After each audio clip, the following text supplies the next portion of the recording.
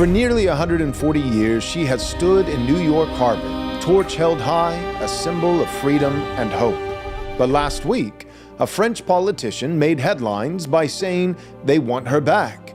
"Give us back the Statue of Liberty," Raphaël Glucksmann declared, arguing that America has abandoned the values she used to represent. He even quoted the famous poem inscribed at her base, "Give me your tired, your poor, your huddled masses yearning to breathe free." But here's the problem. Those words were never part of the statue's original meaning. When France gifted the statue to the United States in 1886, she was named Liberty Enlightening the World.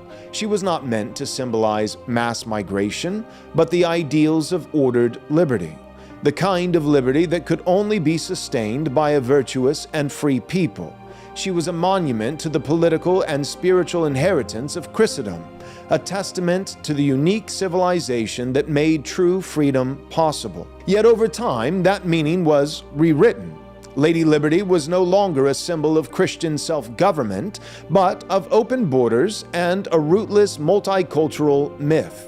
So what happens when a nation forgets what made it free in the first place? Today, we're setting the record straight. This episode is brought to you by our premier sponsors, Armored Republic and Reese Fund, as well as our Patreon members and our faithful donors. You can join our Patreon by going to patreon.com/Right Response Ministries, or you can donate by going to rightresponseministries.com/donate. The Statue of Liberty was never meant to be a symbol of mass migration, yet somehow that's the version of history that we've all been sold. How did we get here? How did a monument to liberty itself become a rallying cry for open borders? And more importantly, what does this shift reveal about the way modern America understands itself?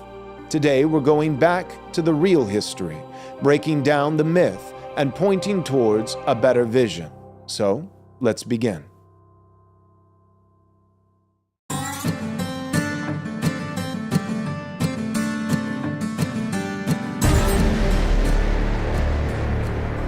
Hello, hello, hello. Yes, the rumors are true. It is White Pill Wednesday. Our guy, our very own Andrew Isker, the Viking, he was just recently in Florida. He recorded on Tucker Carlson's show. It should be airing in the very near future. And for those of you, what do you mean Florida? I thought Tucker was in Maine. He has studios in both of those states. And apparently Florida is kind of the winter home. And so both CJ Engel and Andrew Isker, Contra Mundum, they got to go to Florida. And Andrew Isker got to record on Tucker Carlson's show. And so we'll be seeing that in the near future. It is a White Pill Wednesday because of that news, but really that news follows on the heels of other news that we've already addressed, but it's worth mentioning again, which is that in the span of, I think, 1 week, maybe 2 weeks at most, but I think just about a week, you have pictures of Andrew Isker recording with Tucker Carlson going on one of the biggest media platforms in the country, in the world. And then you also have a picture of William Wolf with Donald Trump, the president, in the Oval Office. Most powerful man in the free world. Yep. And I know it's a rough day for the anti-Christian nationalists. You know, it's a tough time. Everybody should check in. Make James sure that, Lindsay hardest hit. Yeah, check in on James Lindsay. Make sure he's doing okay. People having a hard time. Neil Shinvey probably having a hard time. But it has been said again and again and again by the detractors that Christian nationalism, and I'm not just putting words in people's mouth, one of the specific lines of argument was that Christian nationalism is an acute, fringe, insignificant, pathetic little movement of, 14 guys from their mom's basement, and there's no way it can ever amount to anything. But the Lord, not to try to over-spiritualize here, but we are Christian nationalists, lest we forget, the Lord does not despise small beginnings. And this seems to me very much like God's MO, that he would use small things and insignificant people, but to accomplish great ends. And so God is doing an amazing thing. We're grateful for it. Help us out on this one. We're basically going to make the argument today that the Statue of Liberty, not from its outset, not from its origin, but that it was hijacked, and very much today, has become just a monument towards porous borders and a full-fledged invasion of the third world. But before we get into multiculturalism and all that kind of stuff, before we get into that, help us out by liking the video. Like the video, comment in the chat, boost the algorithm. If you haven't already, please subscribe on YouTube and click the bell so that you're notified by all the content that we put out on Monday, Wednesday, Friday at 3 p.m. Central Time. 3 times a week. The live stream happens 3 p.m. Central Time on Monday, Wednesday, Friday. So subscribe to the page, click the bell to be notified by all of our content. Go ahead and like this video. And the biggest thing that you can do, honestly, is share this video. Help us out by sharing this video. And then the last thing is you got to get ready for the conference. The conference is coming. It's crazy to think, but 1 week, not weeks, certainly not months, but just 1 week from today, people will be flying in from all over to come to our conference. It will be starting 1 week from tomorrow on Thursday, April 3rd. We're going to have a speakers dinner for the speakers on Wednesday night. So 1 week from today, Michael and Wes and I will be going and getting to spend some time with Steve Dace and Calvin Robinson, and Warren McIntyre, and all the guys. Andrew Risker will be there, and we'll be shamelessly humiliating ourselves by, going up to Isker and be like, what was Tucker like? That's right. What'd you talk about? We'll be asking all those questions and then probably shouting them from the rooftop, at the conference and telling you guys everything. But yeah, so, this conference is right around the corner. So go to Right Response Conference, not ministries, but Right Response Conference.com to register right away. And we're trying to be as generous as possible. I told you guys, in our episode on Monday, the cost for this conference. I won't rehash that again, but if you're curious, it's expensive. And this is not some huge profit-making event. It really isn't. We've made it as affordable as possible. I think we have close, not quite, but like 100 to 200 people, adults who are coming for free because of extenuating circumstances or whatever, some kind of volunteering, to help out. So it's not truly exactly. free, So we're not trying to gouge people, and so even now, bottom of the ninth, it's the last hour. You still get a denary, and so we are giving a promo code even now. If you go to rightresponseconference.com and in the promo code, if you type in Christ is King. Christ is King, all caps, no spaces, then you'll still get 25% off. So we are in our final pricing. The early bird pricing, I believe, was, Nate, $130 or $140. Not that expensive, $140. So now it's $200. But it's because it's a week away. It's late registration now, so it's $200. But if you use Christ is King, all caps, no spaces, it'll bring you all the way down to $150.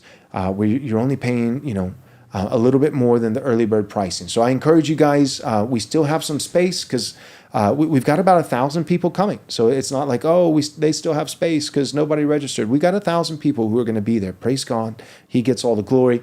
But we just got a great deal on this venue, where the venue we used last year, we could only sit about 850 people. And this venue cost just about the same amount. It might even be a little bit less. So we went with it, and it just happens to be able to fit double the amount. So we still have space. So it's not that that nobody's coming to the conference. We've got 1,000 people coming. We've got an affordable big conference venue. So we still have space. Go to rightresponseconference.com.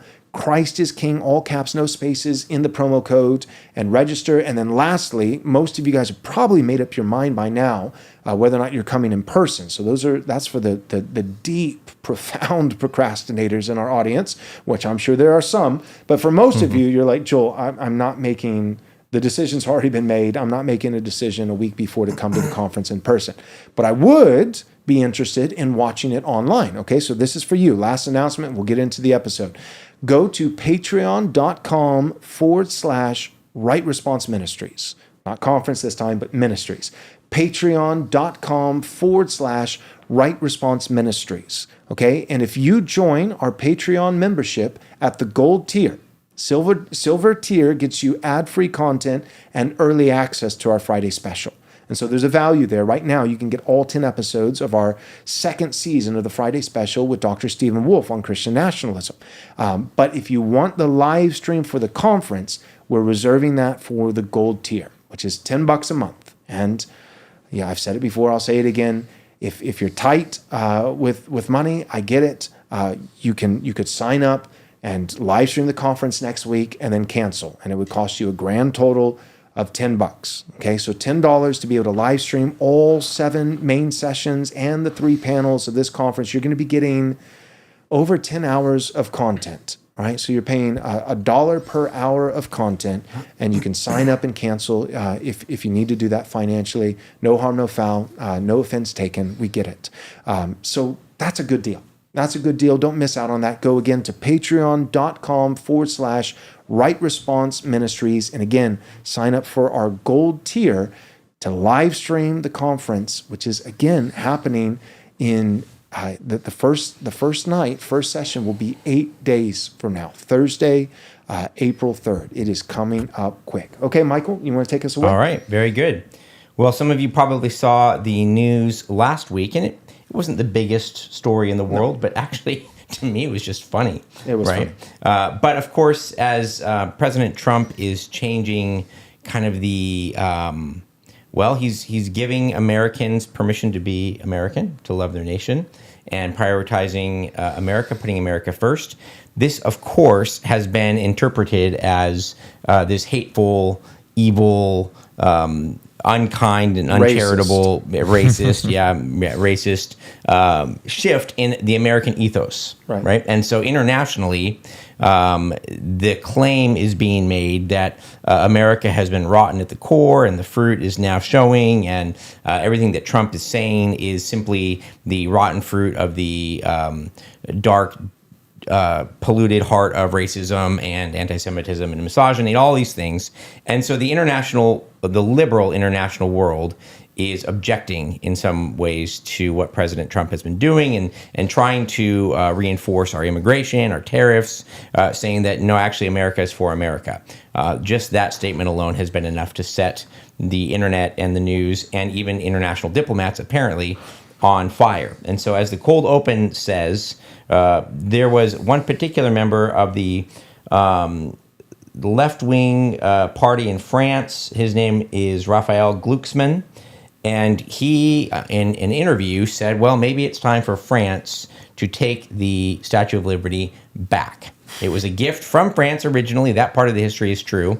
And apparently America has abandoned the spirit in which France gave us the Statue of Liberty to such a degree that he is promoting the idea that we no longer deserve it, that France should take it back. I think we should... And if you're wondering, he is. Yes. Yep. Yes. Yeah. If you're wondering, every single time. Raphaël Glucksmann.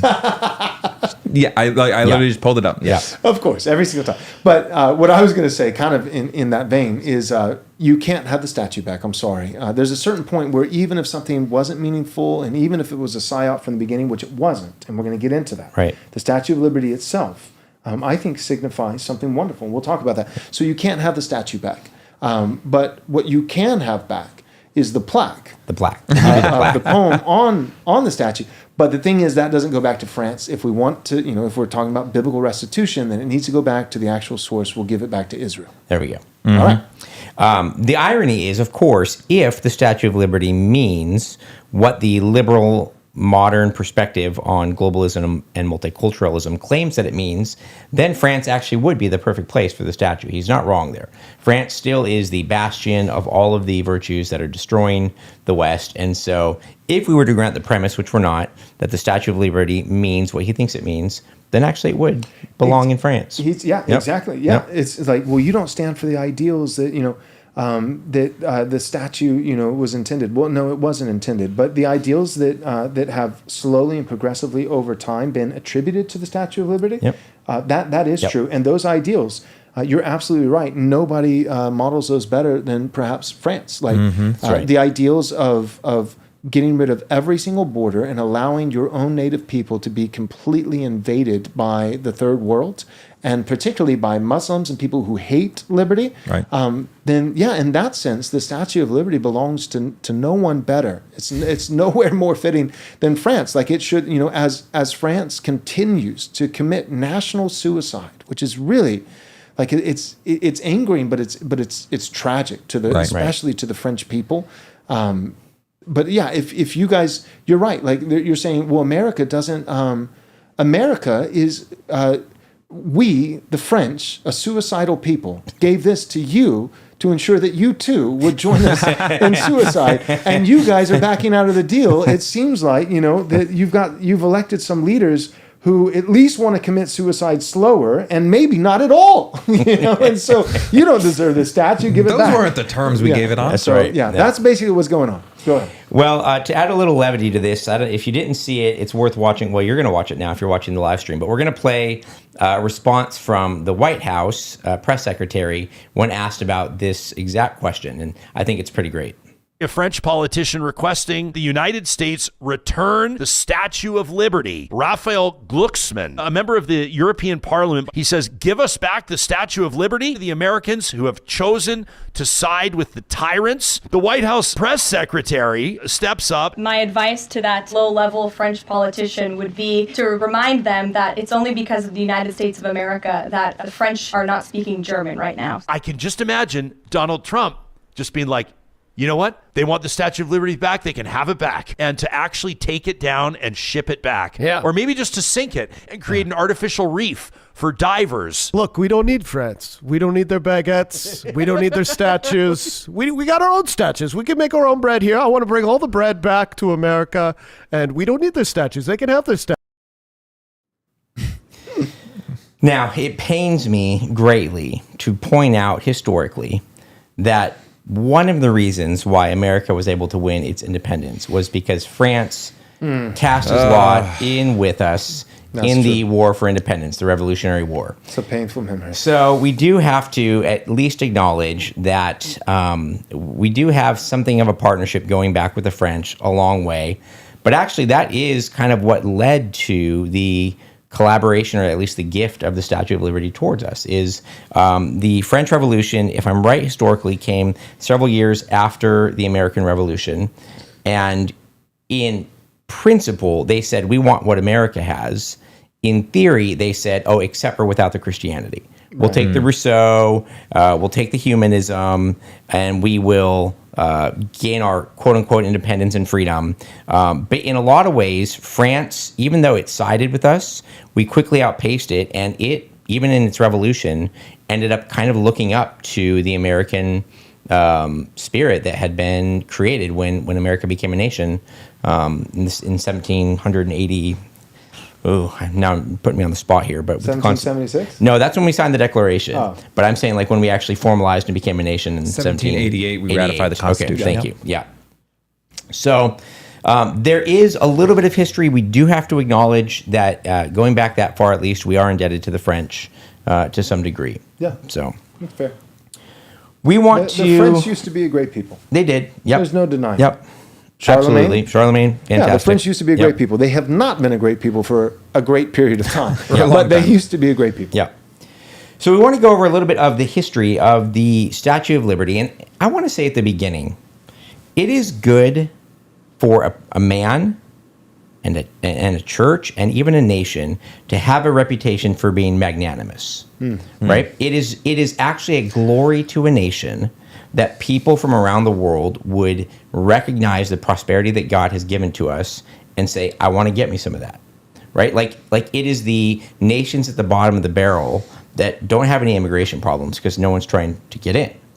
And so there is a sense where a Christian nation, if it's blessed by God, ought to be magnanimous, right? There ought to be a sense of, America always considered itself to be a city on a hill, not the Christian city on the hill, but a city on a hill casting a light, and that's really what the Statue of Liberty gets into, casting a light of some sort to the nations of the world for them to perhaps look up to emulate, to try and aspire to be.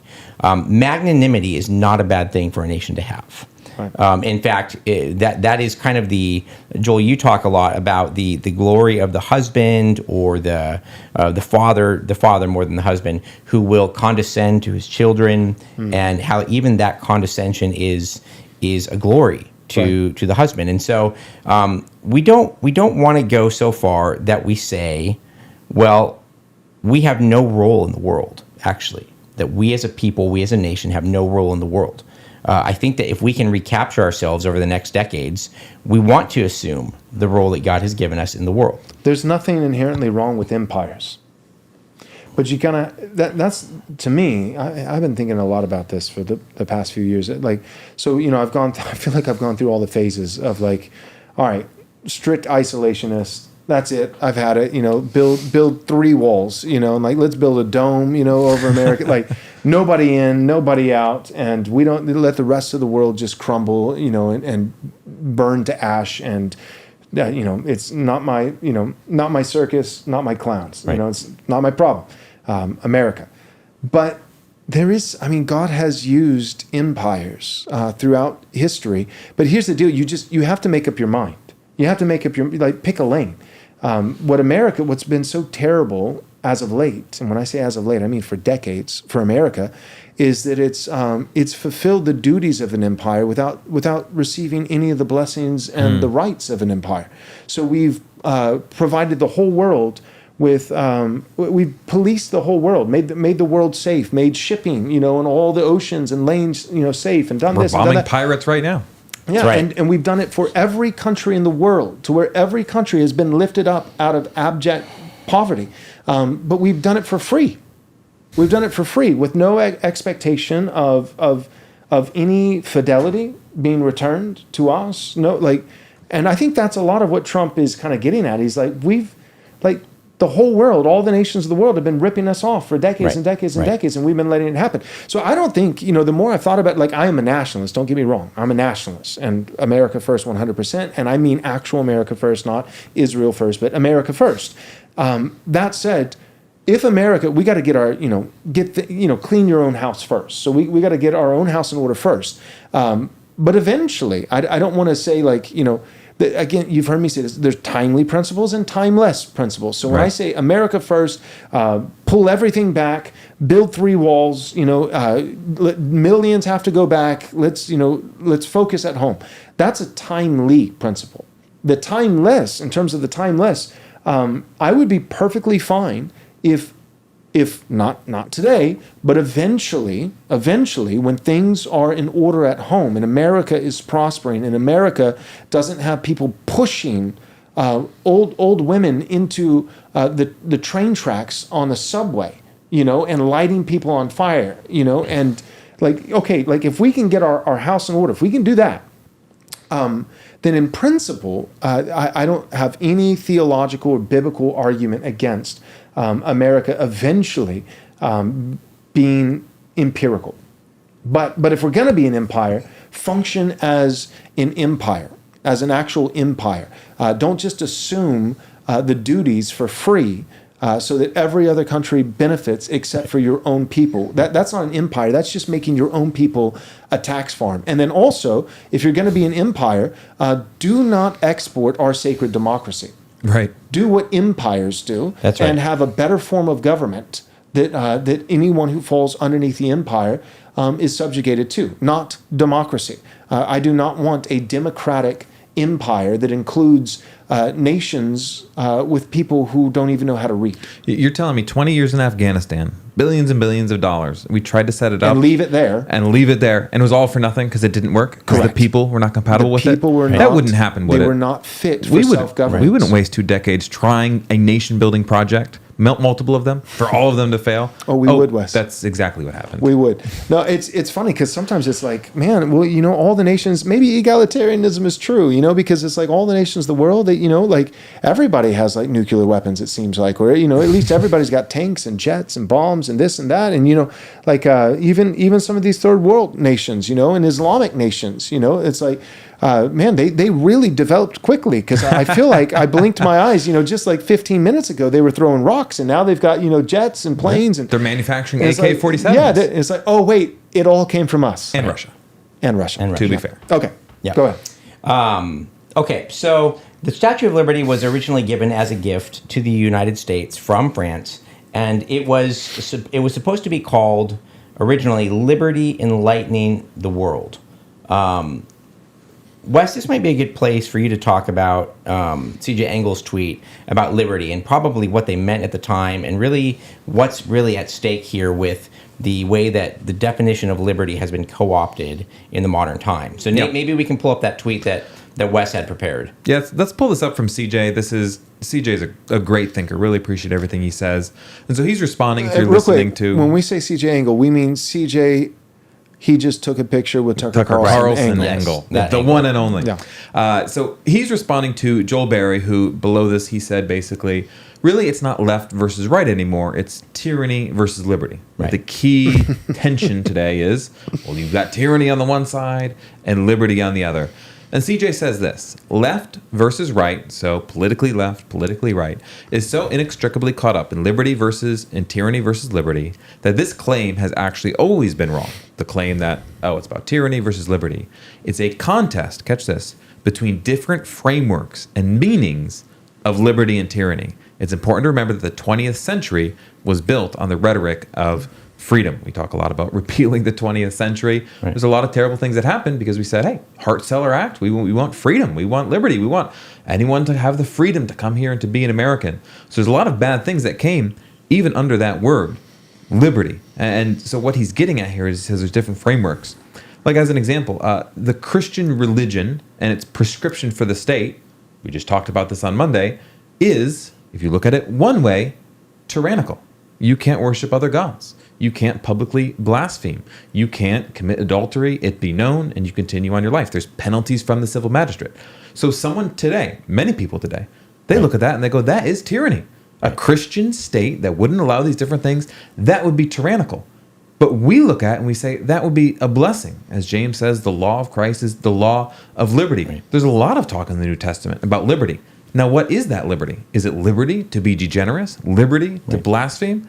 Like, oh my goodness, I'm so set free by Christ. I can now go in the public square and shout the most obscene things. Of course not. And it's not tyranny in the true, in the good sense, in a real framework that we would ascribe to.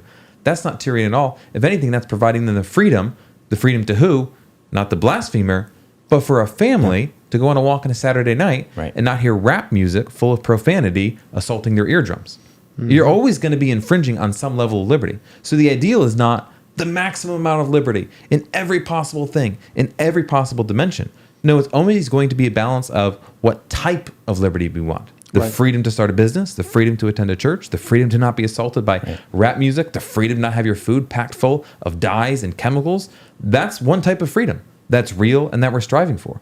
The freedom to smoke weed and watch Netflix and do degenerate things, that is technically in one framework of freedom, but it's not at all a freedom that you want. And so to simplify it to just say, well, there's tyranny on one hand and there's authoritarianism, but then there's liberty, and we have to be for all types of liberty. You miss the conversation, you miss the tension, I would say, completely, entirely. Yeah. Yep. And we've covered on this show quite a bit the idea that true virtue precludes true liberty. Right. And so when the New Testament says that where the Spirit of the Lord is, there is liberty, I know that's a spiritual principle, but the Founding Fathers and the Puritans took that to say, well, we ought to be able to live in harmony with true liberty, right? Because the really, and the reason why it matters that we're framing this as a definitional issue, or what CJ did in framing it as a definitional issue, is while some people, and I agree with you, Wes, some people would say, oh, a state tamping down on LGBTQ affirming churches, that's tyranny. Well, the thing is, who gets to define that, right? And if it's tyranny according to biblical standards or worldly standards, that really makes all the difference in the world. So I think we could all say that when the word liberty was used, now this was already well into kind of the French project. Rousseau had already... There's so many postmodern philosophers, for the record. Yes. Rousseau, Michael Foucault, Voltaire, Jean-Paul Sartre, Philip Derrida. Derrida's terrible. French philosophers have been a terrible lot for us in the last 150 years. So it's hard to say that when they gave the Statue of Liberty as a symbol of liberty, liberty's light, they probably did already have a sense of kind of this more modernist. But we're going to reclaim that term, and we're going to go back to the liberty that the U.S. meant, right? Which is ordered, virtuous liberty, the kind of liberty that can only be produced when there is a moral and religious, self-governed people who are under the really the restraints. The only restraints they have is the restraints of the gospel. Right. And so in that sense, I think that many of the people early in Christian history could have kind of gotten along and said, yeah, this liberty that we have as an American society and American people is a good and godly and ordered thing. And so thank you very much, French government. We do have that kind of liberty. But the Statue of Liberty was given about 100 years into the American project. It was supposed to celebrate or commemorate the 100-year anniversary of signing the Declaration of Independence. And I bet if we went very carefully, by that point already, I would imagine the definition of liberty and freedom was already starting to change a little bit just through the influence of the European and the French philosophers and postmodernists. So we got a lot of people in the chat. I keep noticing they keep saying liberty from rap music. And it needs to happen. It needs to happen. The people of these United States need to be free from going into public venues and being assaulted by the most degrading, pathetic, it's hard to even call it music, but sounds that have ever been gone across airways. All right, let's do this. Let's go to our first commercial break, and then we will come right back. And I want to point out a tweet that I put out when this story first broke last week to get a little bit into the origins, not so much of the Statue of Liberty, which we'll talk more about, but of this particular plaque, the poem that has been attributed to the Statue of Liberty and has been on the Statue of Liberty for quite some time. So let's go to a commercial break and we'll be right back. Our sponsor, Private Family Banking, wants to help you with one money move that'll implicate itself in multi-generational wealth building starting the first day. They help you to avoid taxation and to draw compound interest to your money. Now, if you're a high net worth individual, someone who has maybe even $10 million in net worth, then they can help you even more. W-2 workers, contract workers, business owners, it's all about cash flow and making tax-deferred gains on all your money for the rest of your life. Don't avoid this. It's a big move, but it's a great time to make it. Click the link below and you can get on Chuck DeLauterante's calendar and he'll go over your background and what you want to accomplish. And he's going to help model a program that exactly fits your needs. So go ahead and send an email to chuck@privatefamilybanking.com. Again, that's chuck@privatefamilybanking.com, or you can click the link below. Make a free discovery call now. Private Family Banking invites you to join their email list right now to enter into a drawing to win 2 free admission tickets to our Christ is King How to Defeat Trash World Conference that's taking place April 3rd, 4th, and 5th of the year of our Lord 2025. Now, you can enter to win by simply sending an email to banking@privatefamilybanking.com.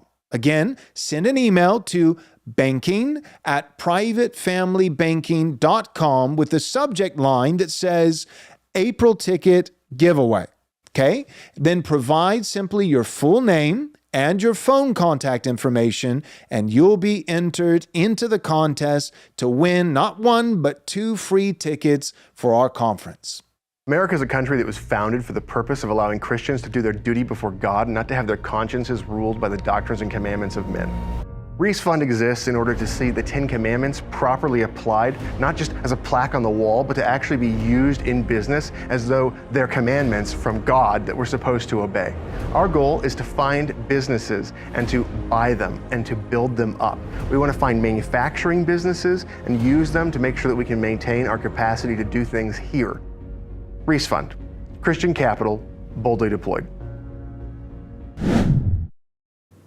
Okay, go ahead and pull up that tweet, Nathan.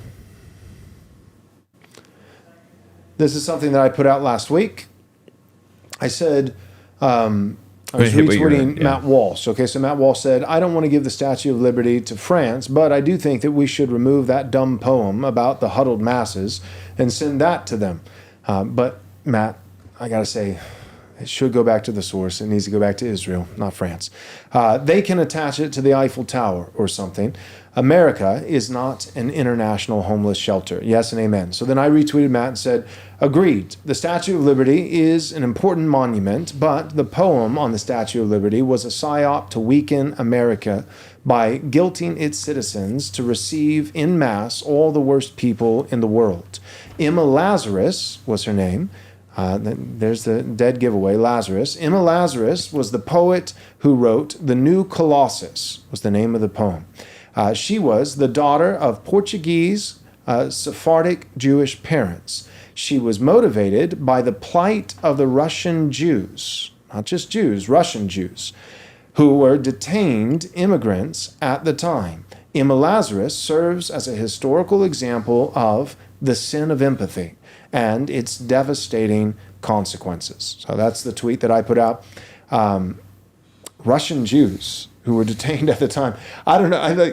I obviously there are broader ramifications than what I'm about to say. I know that this is not exclusive or exhaustive, but anytime I think of Russian Jews, I think of Bolsheviks. That's like 92% of the Bolshevik party. So that was the Bolsheviks and the Mensheviks. The Bolsheviks were the far left party, and the Mensheviks were kind of the moderate.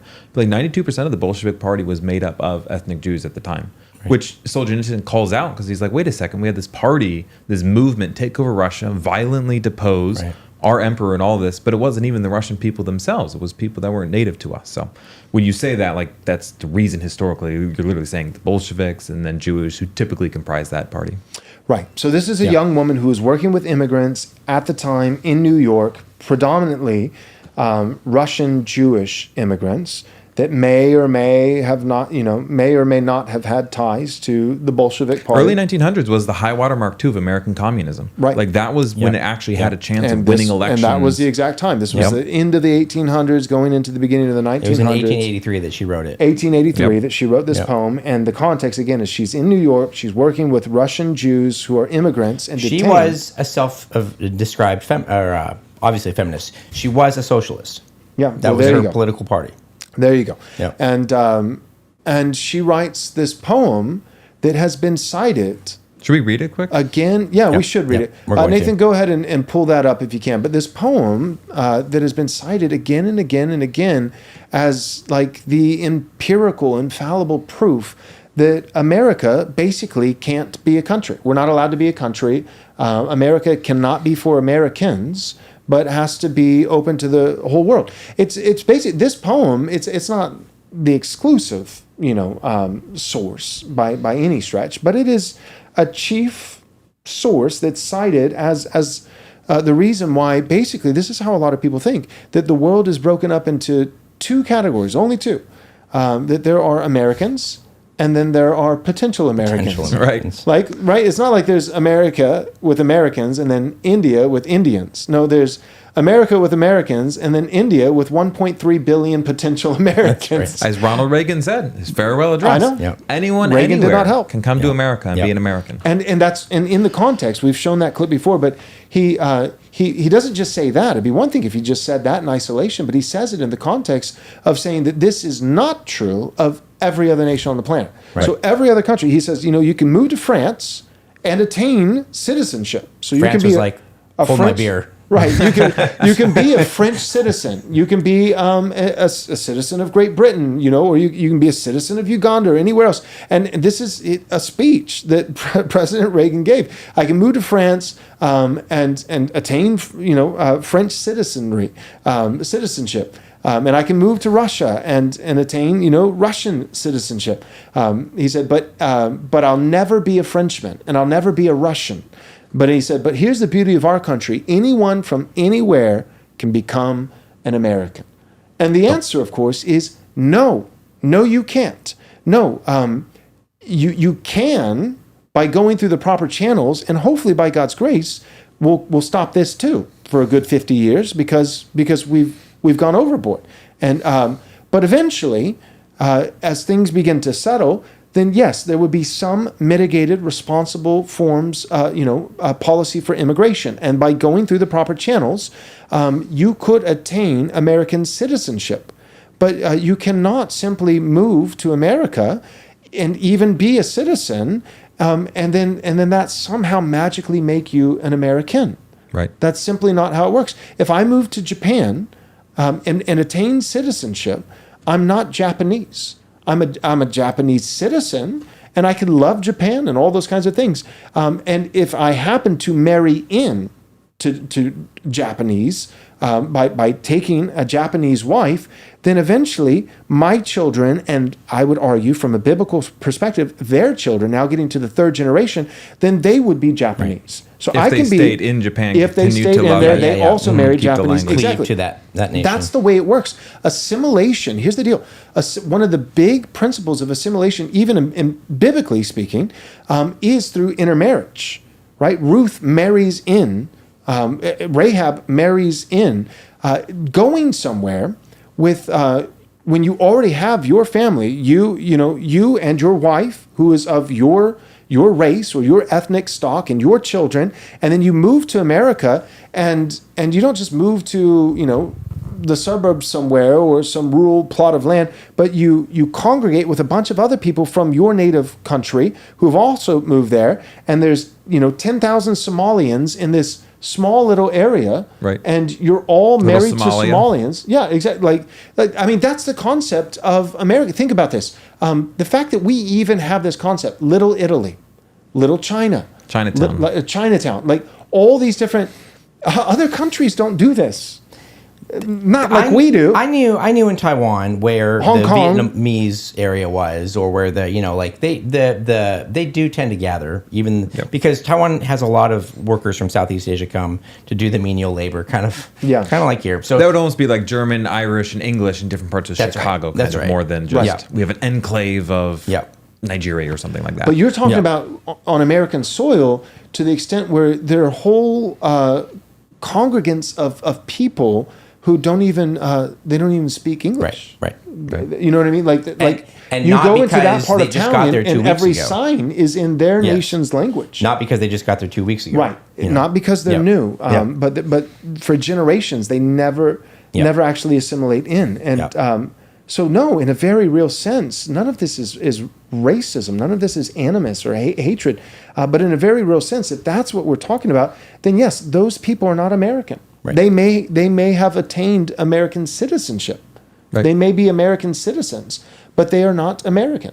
In the same way that I'll never be French, and that's okay. There's a third category too that our nation does this too, and almost every nation does it. And there's just simply legal residency. Right. A lot of people go to a country for a period of time, Right. and they're legally residents there. But when I was a legal resident in Taiwan, I had no expectation that I was going to be a citizen. I didn't get to vote. I didn't have any say in the political process, much less that I was going to become Taiwanese. I was just there for a time period. I had the government's permission to be there. That meant that I was subject to their laws, but also protected by their laws. And then I was going to go back home to my country. Right.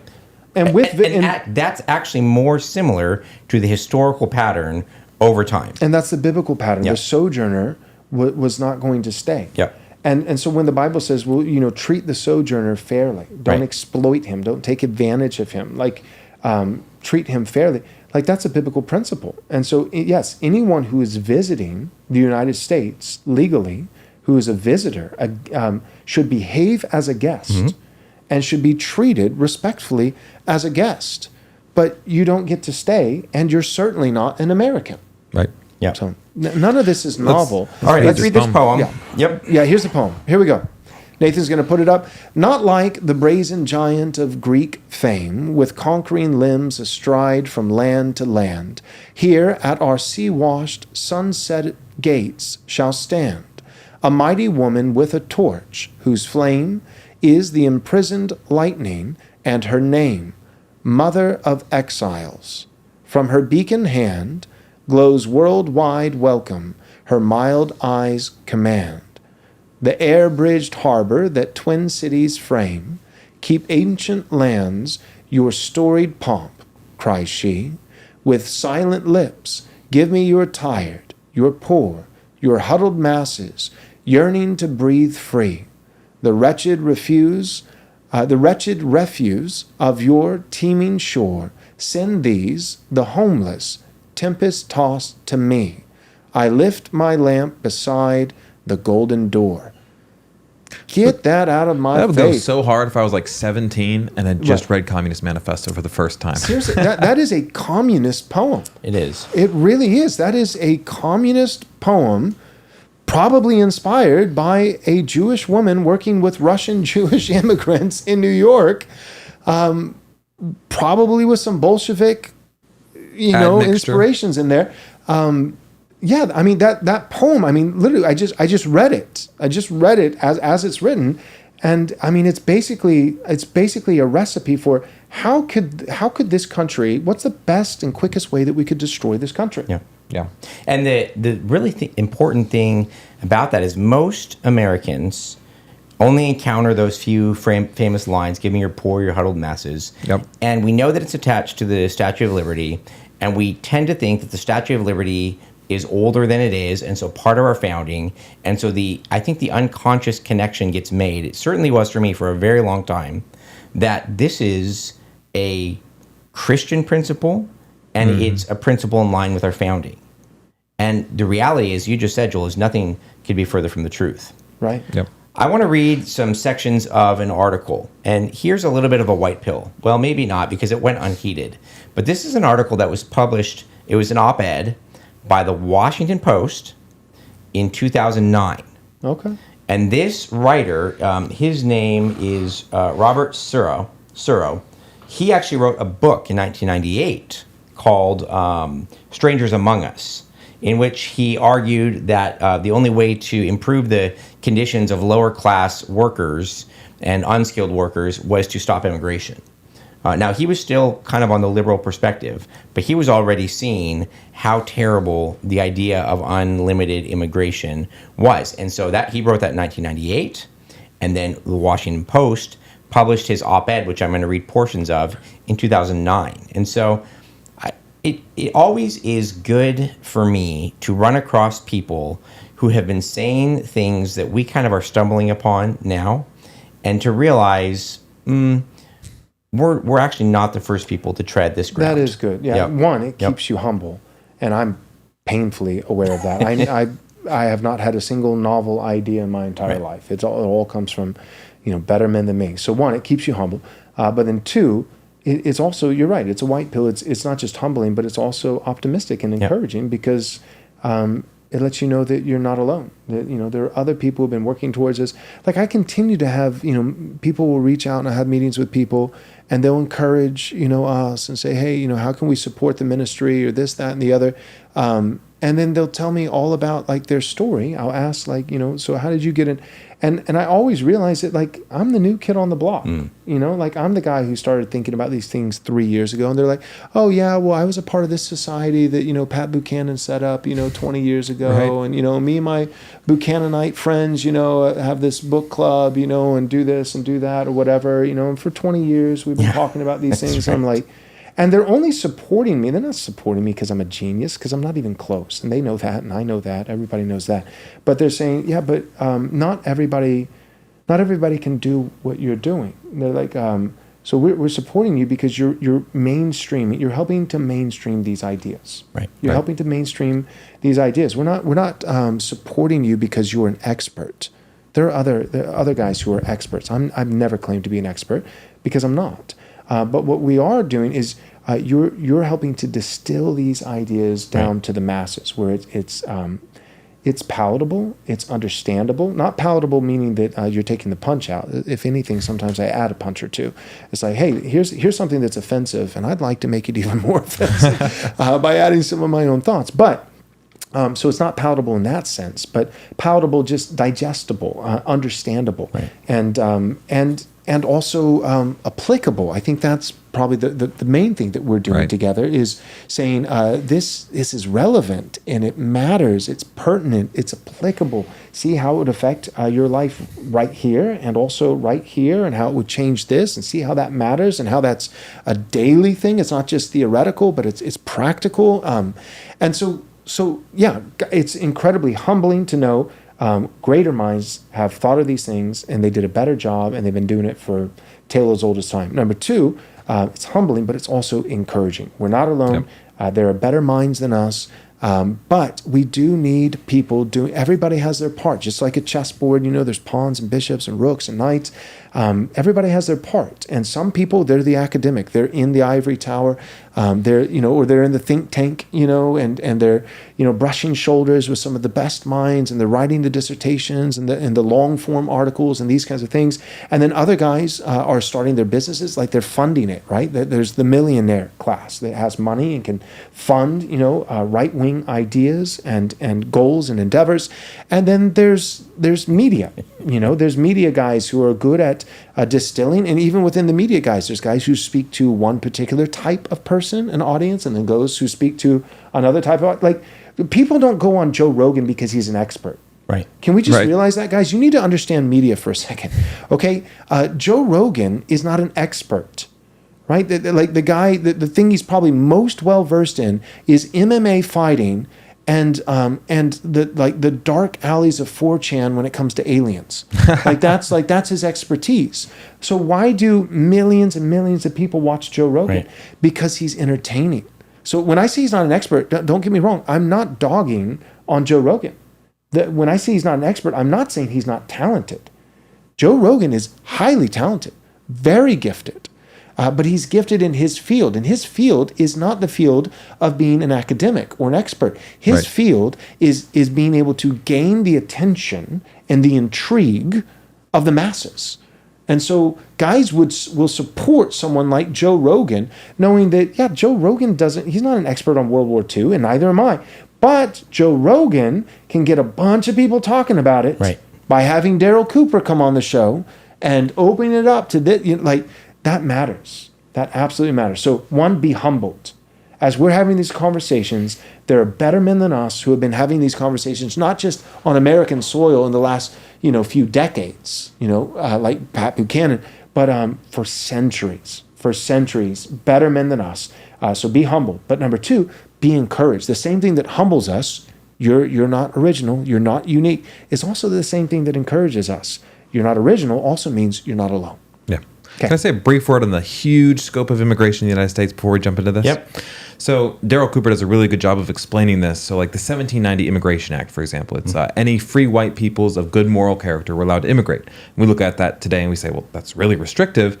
It actually was one of the most expansive in its time. It was at the time. Because America was huge. If we were just going to be an English colony as we originally started, guys, there are just not enough English people there or here to fill a massive continent. So America really opened itself up, and it said, whether it be Europeans, or the Irish, or the Italians, it opened itself up. But after we filled the country, here's what happened. We had a trouble turning the spigot off. Yep. And so we got into our ethos, there's always room out west. There's always, adventure to be had, always for people that want to settle. But once it was settled, how do you press the off button on something that's been in our psyche for 150, 200 years? And so what you're catching is some of those ideas, and we look at it now, like, holy cow, we are full. There are a million, it's too crowded. We're not being settled anymore. But you have to understand, it came on the backs of, we've got to fill this country up. We have so much to do, so much opportunity. This land is so wonderful. So we brought a bunch of people in, and we kept letting them in, and then it's full, and it's like, stop. It's like, no. This train doesn't stop, like Hart-Celler Immigration Act and other things like that. So that's some of the context even for this, that there was a time when we needed more people, and now we're in the time where we need less. Yeah. And let me just say real quick, when Wes says we're full, I'm post-millennial, and I think we could have a lot more people on the planet than what we currently have. If anything, Elon Musk is a little crazy on some things, but I think he's right about this one. The far greater, more pertinent, urgent threat is underpopulation, not overpopulation. Mm-hmm. So we can have more people, but we are full in terms of 330 million people, whatever it is. Here in America, America is a huge country. You could have more people, but you need a particular type of people. America is full in the sense that for a time there were people who were coming. They weren't coming for a handout. They weren't coming for a blank check. They weren't coming to have state provided housing and all these kinds of things. They were coming, and it was like, there's a wilderness out there, and it's yours if you can take it. if you don't get killed by bears, and cougars and all this kind of stuff, and if you can tame the land, and also, there's also some indigenous people out there that will try to kill you and eat you. You're going to have to fight them. Yeah, and you're going to have to fight them, and we are giving you nothing. Right. And so you can go out there with your family, no planes, no car to take, you're going to take a wagon. And you're going to go out there and hopefully you don't die of dysentery on the way. Just think Oregon Trail. Remember playing that game? Yep. I'm aging myself here, but if you can make it there without dying, and then secure your property without dying, and build a house and all these kinds of things, and not die from disease or indigenous people trying to eat you, or bears trying to eat you, starvation, or parasites trying to eat you, all the things that want to eat you. If you can make it, then it's yours. That is not where we're currently at. That people are not coming there. So my point is, there actually is still land to settle. Right. That we could have 1 billion people. I believe that. Not 1 billion people in the same way that India has 1 billion people, but we could have 1 billion, not tomorrow. None of this happens slowly, but over time, I'm just saying theoretically, we could have 1 billion people, 3 times the population here in these United States of America, if it was 150 years from now, and we solidify the core and the ethos of who we are as a people and the stock of people also. And then built out our posterity from there with a mindset of continuing to build and develop and settle.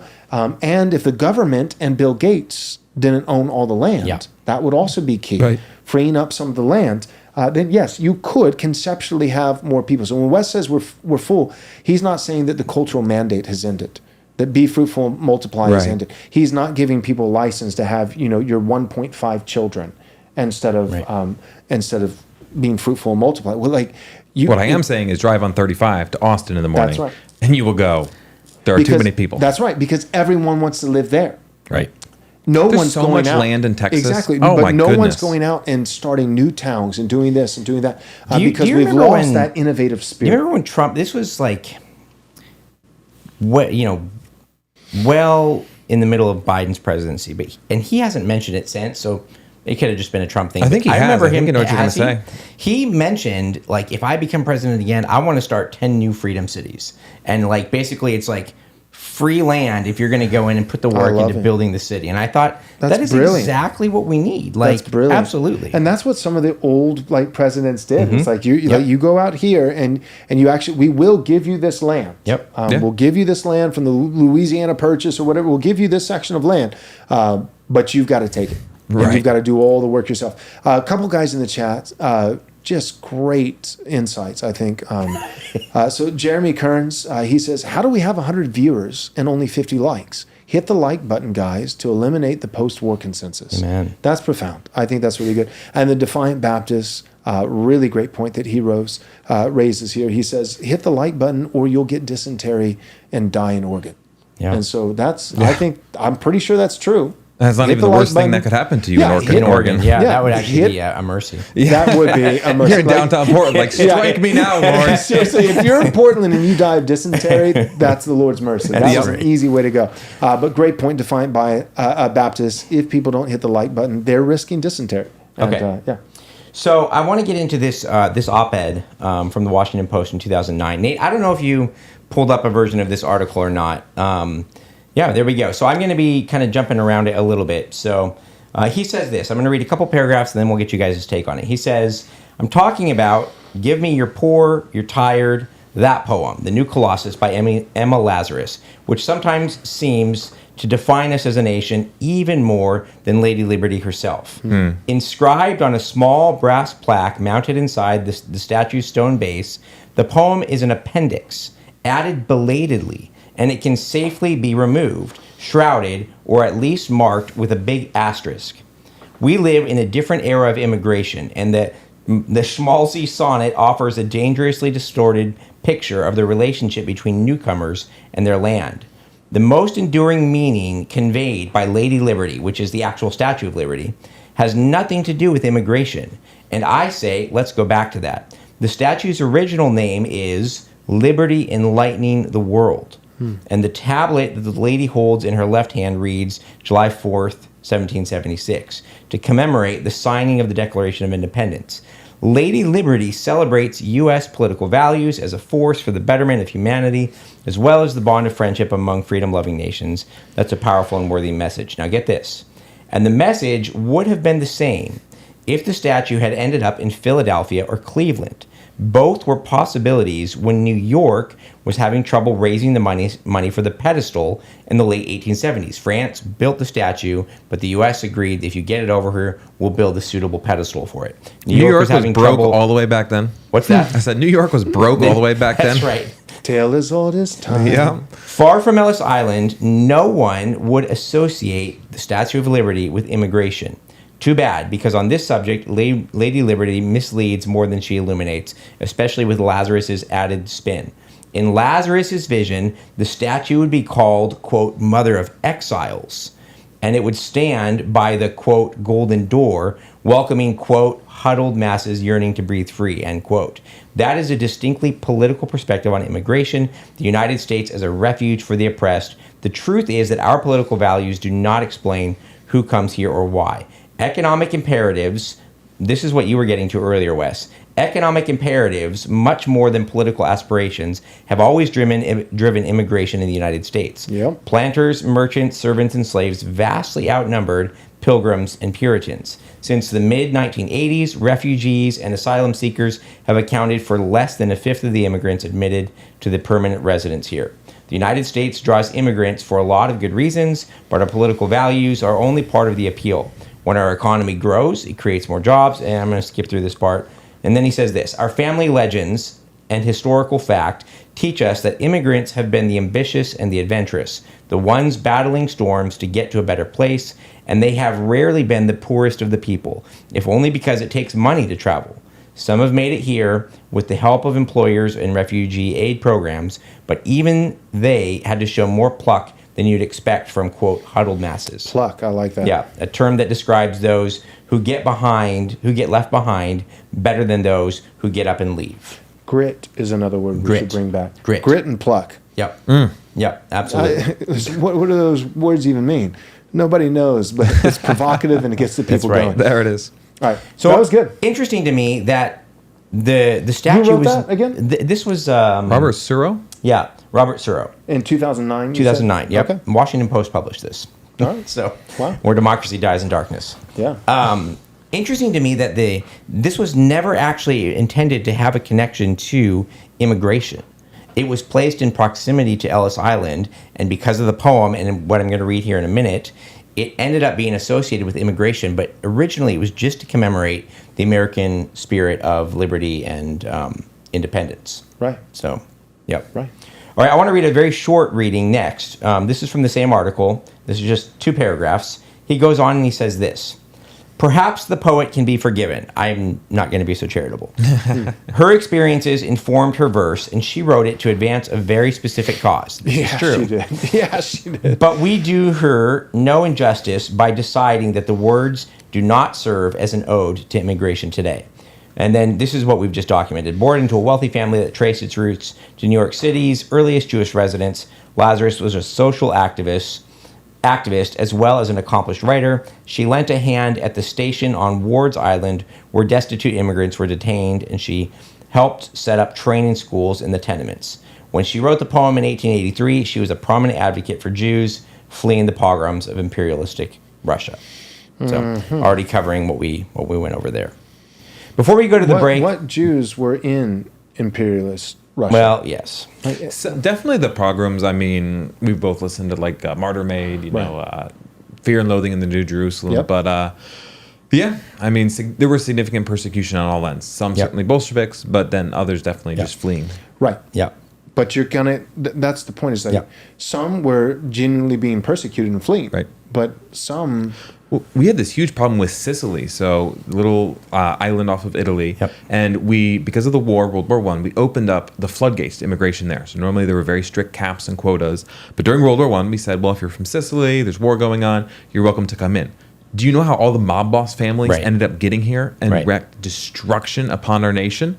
So, like, same thing. Like, you have a group of people, and many of them, I do not doubt, there were Christian families, mothers, children, their entire world that they've known has been destroyed. There's nothing to go back to. Right. And they flee to America. America says there's no cap, there's no quota, come on in. I don't doubt there were some of those. And also who came in were violent thugs. That's Trump's whole point about now with the, Exactly. with the gangs and the Tren de Aragua and the MS-13 and... Yep. So when it even like comes to her poem and everything like that, like a magistrate can say, and he does no injustice. I pity as a human being those that perhaps are being persecuted, those that especially are innocent. But at the same time, we have communism on the rise. We are struggling already with our national identity. I'm sorry, you can't come in. Right. No injustice, no wrong, no wickedness has been done. Right. Yep. I want to hit this last part of the article and then finish it up before the next break, because this traces how did the Statue of Liberty become the symbol of modern immigration. And this, to me, is what actually gets pretty interesting. So I'm going to read a couple more paragraphs from the article. It says, it took a long time for Lady Liberty and the huddled masses to become completely intertwined. Most of the early mythologizing of the statue played on its patriotic appeal, not on its immigration appeal. The poem, written for a charity auction that raised money for the statue's pedestal, was never commercially published and got no mention at the statue's grand opening in 1886. Lazarus died a year later at the age of 38. In 1903, her friend from New York, high society, Georgina Schuler, had the plaque made to honor Lazarus. There was no ceremony when it was placed on a stairway landing inside the pedestal. For decades, it went largely unnoticed, a memorial to a writer and reformer who died young rather than a defining inscription for the statue. Immigrants arriving in New York celebrated the statue, but as John Higham, the great historian of American immigration, tells it, the poem and the image of the Statue of Liberty as a symbol of welcome gained broad currency only after the immigration ships stopped coming. The Golden Door was slammed shut by the highly restrictive national quotas enacted in 1924. Then, during the Great Depression and World War II, it became popular to herald immigrants' contributions in the interest of national unity, and the statue became part of the lore. The poem was rediscovered and popularized as part of unsuccessful campaigns to open the United States as a refuge for Jews fleeing Nazi Germany, a new version of Lazarus's cause. In 1945, and with that point moot, Schuler's plaque was moved to a prominent spot near the pedestal's entrance. The immigration door remained shut after the war, and the share of the population that had been born abroad dropped to historically low levels as the Europeans who had come through New York Harbor died. By 1970, the foreign-born made up less than 5% of the population, a third of what their share had been around the turn of the century.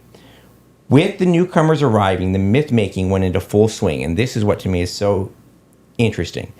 Eleanor Roosevelt quoted Lazarus in an advertisement she recorded for John F. Kennedy's presidential campaign.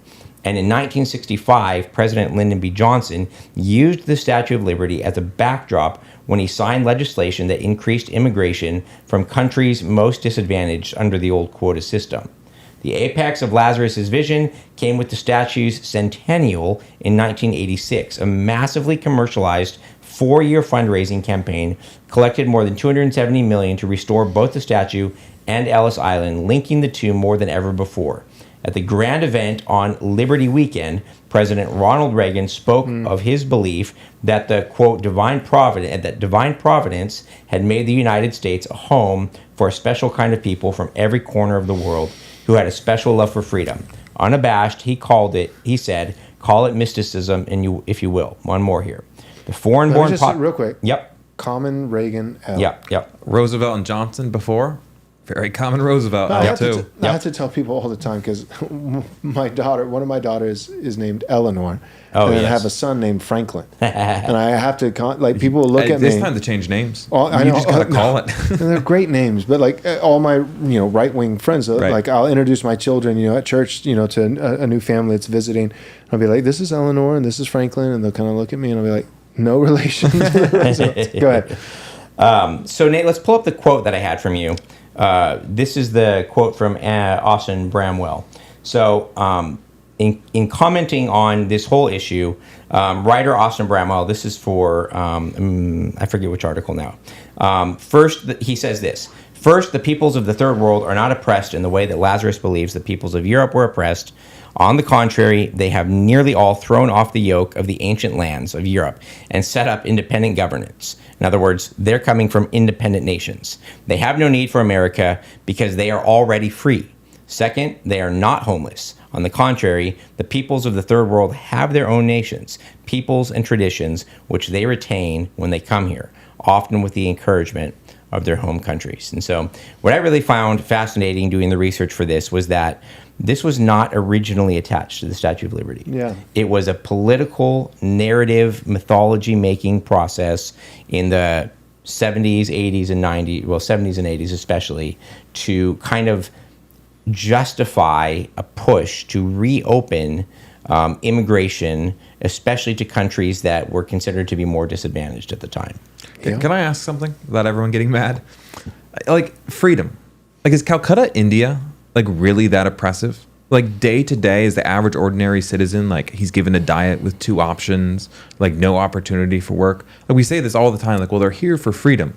Like is Nigeria really like not that free?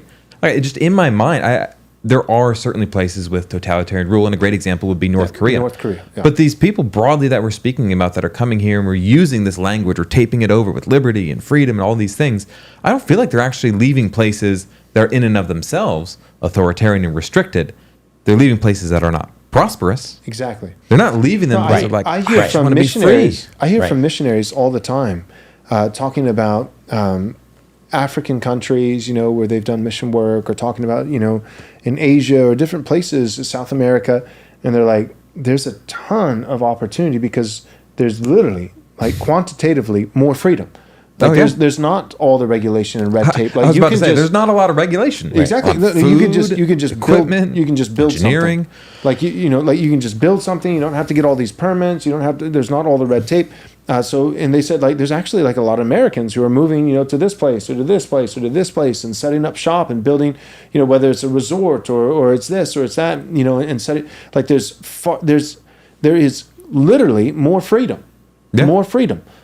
People are not moving to America from these countries for freedom. They're moving to America to take what has been produced already by Americans because the place they're leaving is oppressive? No, because it's poor. Right. That's what it is. There That's what it is, is. in India, there's the caste system, and if you're part of the lower caste, it's horrible. But those are not the people who are immigrating here. Because they can't. Right. They don't actually That's have right. the opportunity to do it. Second, what people, let's take a hardworking person that comes here to build.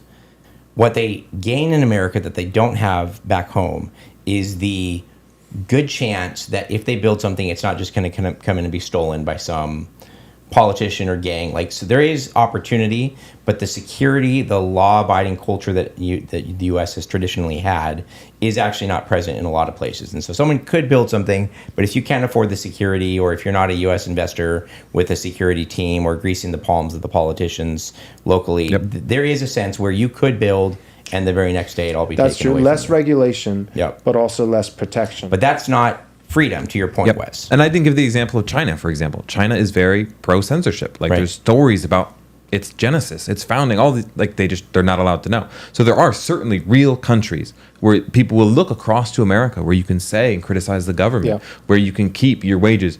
Most certainly there are millions of people like that who are looking across.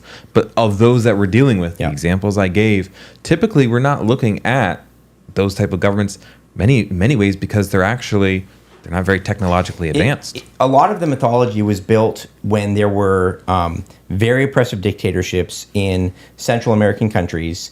Communism was setting up a footstep or on our doorstep in Cuba and the Dominican Republic, several other various Central American countries.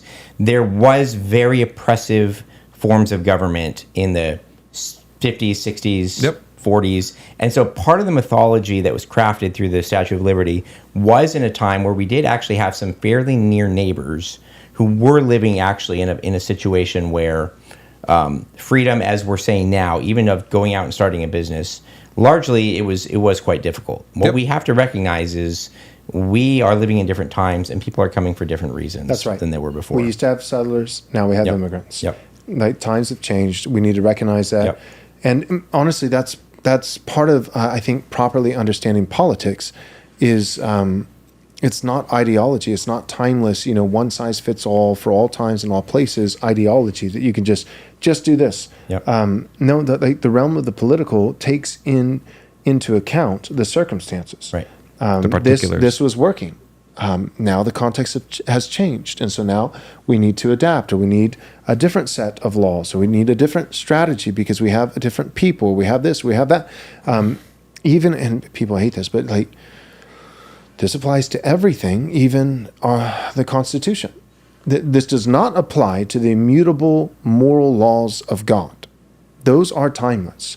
But in terms of how they're particularly applied to a people, in a place, in a time, such as the American Constitution, right? I know at this point it's ad nauseum quoted again and again and again, but just in case any of our listeners right now think what I'm saying is heresy, and have never heard the quote, the Constitution was written and created for a moral and upright people, religious and moral people, and is wholly unfit for any other. John Adams. Yeah.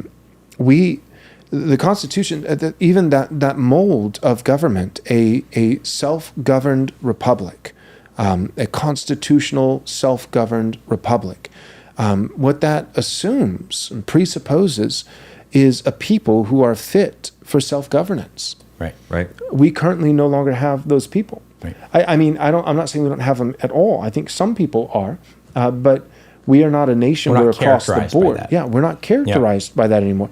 We're characterized by mobs of people raiding CVS pharmacies, Amazon delivery trucks, and breaking out into brawls. And every high school honestly has more fights and is arguably more dangerous than a lot of prisons. Right.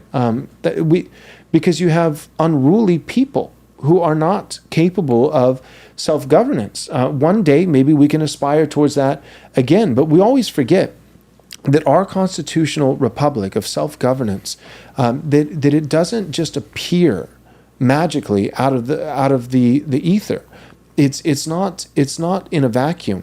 It is sitting on top of a millennium of monarchy, right? Of pretty strict rule, right? Pretty strict rule, where pagans were shaped and formed by the gospel into Christians, and then with kings and lords, they are then further shaped and tutored by the law of God. That's one of the functions of the law. It's a mirror. It reveals to us the holiness of God, and by way of consequence reveals our sinfulness and our need for a Savior. The law of God doesn't save, but it's a mirror that shows us our need for Christ. Charles Spurgeon, a man cannot appreciate the beauty of Christ unless he first comes to see the need for Christ. That's the first use. The third use of the law is that it's a guide, a compass. It's a lamp unto thy feet, as David says, a light unto our path. So for the Christian who already is now converted, the law first reveals his sin and need for conversion, need for Christ. The first use, mirror. Third use, compass, guide. Upon being saved, the law then shows us the path to salvation. No. From being saved, it shows us the path from salvation. Now that I am saved, not by my works of obedience to the law, but by Christ's perfect finished obedience on my behalf that was received fully as an act of grace, and faith being merely the empty hand that lays hold of that grace. Now that I am a Christian, the law doesn't show me how to be saved, where to go to be saved, but it shows me how to respond for the free salvation I've already received. 1 John 4:19, we love because he first loved us. So because God loved us freely in the gospel, in Christ, we now cannot help but love him in return. And because we love him, the first question that raises, if we love him, is, well, God, how can I show you and demonstrate my love for you? And Jesus answers this question by saying, obey my commandments. And so the law comes back in. So that's the bookends, the first and the third use of the law, mirror and a compass. In the middle, you have tutor and shield. Tutor and shield. The second use of God's law is that the law of God, insofar as it's legislated and enforced by the civil magistrate among a particular society, then the law of God works as a shield, restraining evil of the heart? No, right? Total depravity still remains intact. But it does restrain as a shield outward manifestations of evil, evil actions, that more would murder if it wasn't for laws against murder and enforcing those laws through the proper sphere, the civil magistrate. So it restrains outward manifestations of evil, shield, and then also functions as a tutor, the pedagogical function of the law, that it shapes and teaches the people.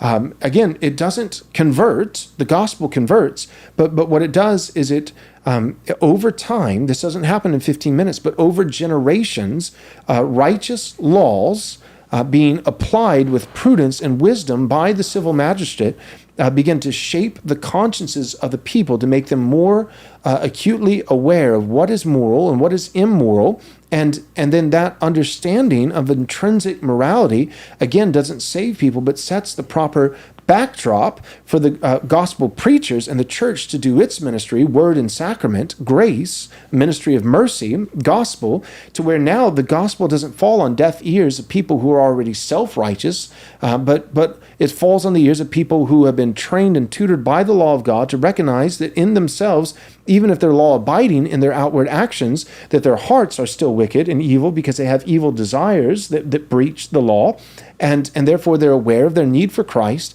And so now the gospel is coming on much more fertile soil. And so it's hand in glove. It works in tandem, the civil magistrate with the church, the state and the church working together, not the state being the church, not the church being the state, but still working together without this severing that we've kind of invented. There is some overlap and flow back and forth where they work together, gospel and law and gospel. And the point is with all this that over time that with strict laws and with kings and monarchs and these kinds of and feudal lord systems and all this kind of stuff, then over generations, over 1,000 years, over a millennium, from King Alfred all the way to present day, then yes, that eventually trained the populace. And even then, it wasn't all of England. It was some people who were the most responsible, the most fit, the most endeavoring, that they took upon themselves the risk of life and limb to cross the ocean, to go to a place that was unsettled with nothing that was waiting for them. And those people were fit for self-governance in a constitutional republic. Right. Look at America today. Watch TikTok videos and tell me that our current population is fit for that kind of governance. When I see people trashing movie theater, you know what I think? Man, I want these people voting. I need them picking my mayor, my city council. No, of course not. Yeah, so we have to keep these things in mind. Right. Nation of immigrants, no. A nation of settlers and their posterity, yes.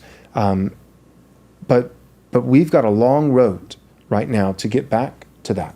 And a lot of people have to be returned to their home of origin.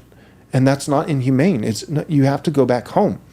But then there are also a lot of people who have no home to go back to. This is the only home they have. Heritage Americans. And for them, they need to then put things back into order and become a moral and upright religious people once again. Christianity needs to win the day. I'm confident that secular humanism is dying. Right. I am not confident that Christianity is winning. Right. I am confident as a post-millennial that Christianity will eventually win. But it easily, there's a return to nature right now because things are out of order and nature abhors a vacuum, and the left has overplayed its hand. And so people are saying, no, this is ridiculous. We're going back. So the rubber band is snapping back. Nature is healing, as the kids say. Nature is healing, and it's healing fast. And that's great. However, it's worth keeping in mind that there is more than just one worldview, at the risk of Dr. Stephen Wolf getting upset with me for using the word, but there's more than just one set of principles, belief system, that adheres to natural order. Christianity works well with nature because it's the religion of the God who made nature. But Islam adheres to nature. Paganism actually adheres to nature. Secular humanism is the aberration. That's the misnomer. And it's quickly sprung up, and it's quickly dying. The vacuum will be filled. But I'm just letting people know, the listener, you need to be aware of this. If you think that secular humanism dying, that guarantees that Christianity will fill its place, you got another thing coming. You've got another thing coming. Or at least a robust Christianity. It could have a Christianity in name. A Christian skin But suit, right. just like secular humanism did. It'd be nothing but Nietzschean Yeah, vitalism. liberalism has been walking around in a Christian skin suit for centuries. But it's not robust Christianity. It's not historic Right. Christianity. And so too, paganism could have some little, because we've never really experienced post-Christian paganism. So I bet a post-Christian paganism would maintain some of the some of the language and vernacular, and veneer of Christianity. And, but my point is, Christianity it's not the default. Nature is the default, and Christianity best pairs with nature, because Christianity is the religion of the God who made nature. But there is a return to nature. Secular humanism is dying, and Christianity will ultimately win the day, but it may not immediately win the day. There may be a phase, whether it be a decade or a century or half a millennia in between secular humanism and Christianity eventually winning. And that could be Islam, that could be some weird kind of pagan hybrid, that could, a Darwinian, just raw naturalism based in science, and that has no religious affiliation whatsoever.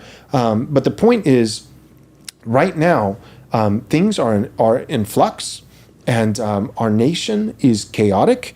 There are many white pills to go around of things that are hopeful.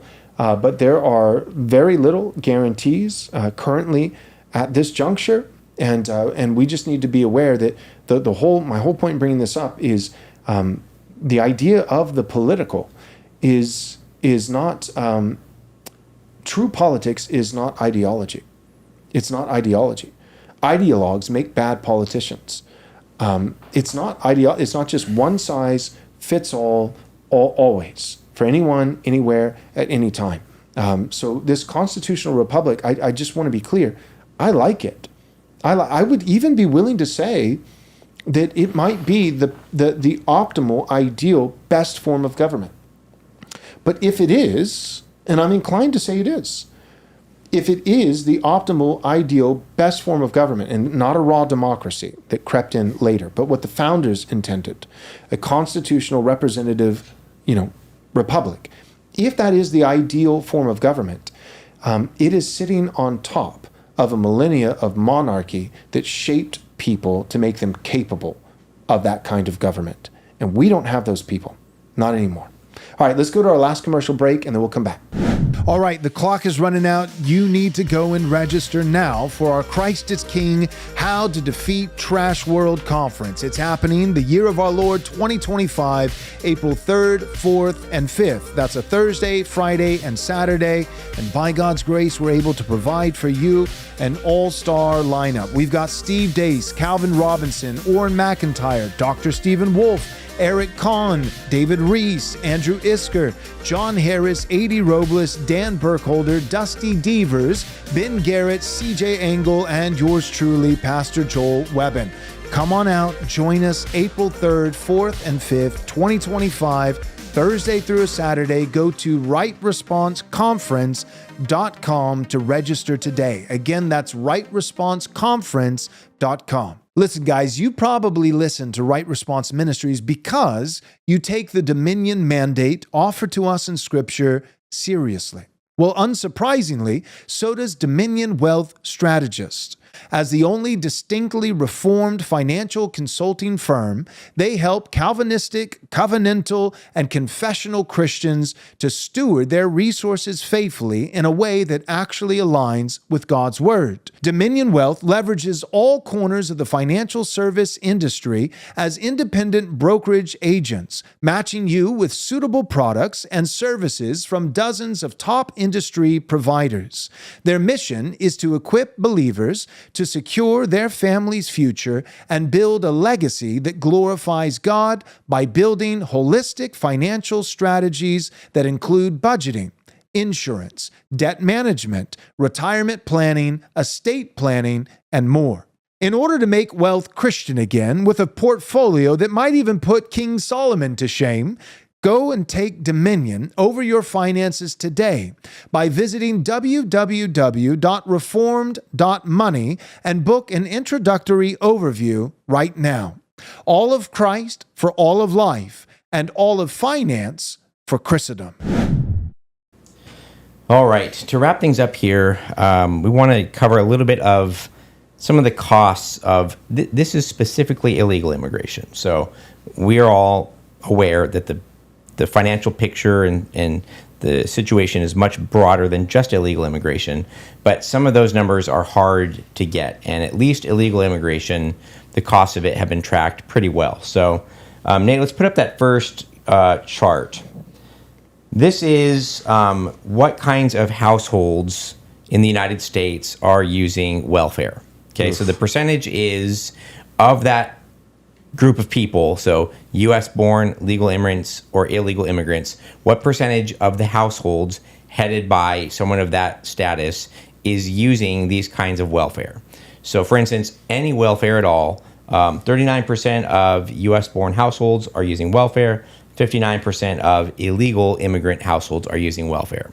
And so you can see that across the board, there are a few cases where illegal immigrants are using less than legal immigrants. So part of that is just because it's based on legal resident status here.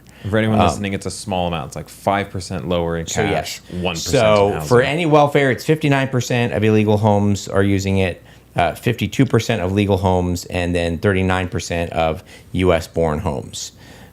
Food, this is food stamps. 48% of illegal homes are using food stamps. Sheesh. 34% of legal immigrant homes are using food stamps. And then a quarter, 25% of U.S.-born homes are using food stamps. This is really interesting. Nate, let's go to the next quote, the one about American taxpayers shelled out a certain amount of money. So this is... This says American taxpayers shelled out more than $150 billion on immigrants in the U.S. illegal immigration in 2023 alone. The Department of Government Efficiency estimates. Newsweek reported that if accurate, the $150.7 billion spent on illegal immigration would rival the $151 billion that the government spent in 2023 to provide income security programs to military veterans and their families in 2023. So in 2023 alone, just on reported illegal immigration benefits, it was almost exactly what we are paying to veteran security programs. Security programs. Security. Yeah. Which is kind of crazy. It just tells you something about priorities. Here's the white pill. There's not many in those stats, but imagine the prosperity. 49% of homes that are headed by an illegal immigrant, 49% are receiving welfare. Just imagine the prosperity and all of that drops to zero. Same thing like $150 billion. Like all the taxes that you felt have been so burdensome. It's funny, we always hate government, but I've said this to people, like what if government was run by high caliber men? Like we hate it right now because it's bloated and all these different things. What if government was efficient? It was run by men that were highly competent. I feel like we wouldn't hate it as much. Our taxes would be much lower because we're not shelling out for all these programs. Government is not inherently evil. Nope. It has been evil in our lifetime in many ways. It's run by a lot of incompetent people. Right. Yes. But what if it wasn't? Evil people. And not just the amount that you would save in taxes. Also imagine like all of you millennials and Gen Z are like, I'm never going to be able to own a home. Imagine what would happen to the housing market in terms of affordability if a bunch of houses all of a sudden were available. Like it's simple supply and demand. Right. If 30, 40 million people go back, and a lot of that, just for the record, is just changing the laws, stopping the cash handouts. A lot of people will self-deport. So a lot of people just go back illegal for sure. They need to be sent back. But then even legal immigrants who have only been here for 5 years or 10 years or something like that, a lot of them would self-deport. And if the grand total is that ends up being over the next decade, if you get Trump for 4 years, then you get 8 more years advance or whatever it is, 12 years. If 30 million people, now 50 would be awesome, but let's say 30 million people end up, either self-deporting or being deported, it's not just what you save in terms of what you pay on taxes, but it's also all of a sudden that many homes going on the market. Now there's more supply than there is demand. Prices begin to drop. People who already own a home are fine, and many of them could refinance as interest rates eventually start to come down, which I think they will. Inflation, I understand that there's, I'm reading a lot of these, the CPI and PPI and consumer data and all these different things. This is my prediction. This is a prediction. I can't promise you anything, but I think that the Fed, right now there's a battle between Jerome Powell and Trump. Jerome Powell doesn't like being pushed and told what to do, and Trump tells everyone what to do. And I think Trump happens to be right. But inevitably, what I think is going to happen is the Fed is going to send us into a recession if he doesn't cut rates. Right. He's going to eventually cut rates. He's going to probably cut them later than he should. But I think we're going to get more rate cuts than what the Fed is currently signaling. I think we will get more, at least 3, because recently he's signaled like 1 and maybe 2, and then we're talking about 25 basis points, a quarter of a percentage. I think we're going to get a lot more than that because Trump, he's probably going to, Trump barks a little bit more than he bites. That's part of his leadership, art of the deal and those kinds of things. And I think it actually ends up being successful most of the time. I don't have a problem with that, but as that applies to his tariff threats, right? April 2nd is coming. I think Trump even now is addressing tariffs on automobiles and those kinds of things this afternoon after the market closed. And I think what we'll find out even just in the next week, especially because April 2nd, I believe, is next Wednesday. What we're going to find out is tariffs, which I think actually is a good strategy for lowering taxes on Native Americans and the rest of the world not getting free lunch all the time and just benefiting off of America with us getting nothing in return. Tariffs will probably not be as severe, and that's part of the news that I think will come back in. Inflation, I think, actually is stalling and will do much better. Yeah, there have been some signs of that. Consumers is drying up a little bit. And so those are some of the early signs of recession that the Fed is starting to signal, and economists are like, we may have a recession. But that's going to put more pressure on the Fed to slash the rates. And so with rate cuts and these things, my point is if over the next 12 years we get mass deportations, and a lot of them self-deportations because of changing laws and no more free money, and some rate cuts with potentially, I think there is the potential of historically low rates again, then you're talking about people who are in homes. It's like, well, I just lost $200,000 of equity. Well, great. You can refinance at a lower rate. Your mortgage was already great if you bought your house, anytime up until 2021. Right. So you're fine. It just benefits everybody else. So you don't get to move for a few years as you wait. And you're going to be okay because you already own a home. I'm speaking as a homeowner right now. I would rather lose $200,000 of imaginary money, equity, that I can't use one way or the other. If it frees up, if it means that my house is worth, $200,000 instead of $400,000 for the foreseeable future, and I like my house and I just stay put with my family, and maybe a year from now even refinance and get a cheaper mortgage with the interest rates, and then a bunch of people in my church who don't own homes can finally own a home. That is you talk about America first. That's a win for your fellow Americans. And so I think that there's a lot of hope with these kinds of things, but it does necessitate a lot of people have to leave. And I only point that out because of the chart and saying it's economically, it's not just hey, if these illegal immigrants and immigrants stop getting a free handout, then we don't have to pay $151 billion annually in taxes. It's not just that your taxes shrink. You combine that with tariffs, your taxes shrink even more. You combine that with self-deportations, and there's simply being more supply than demand on the housing market, and now principals are dropping too. You combine that also with inflation starting to cool and the Fed cutting rates. Like Trump likes to talk a little bit bigger than things sometimes turn out to be.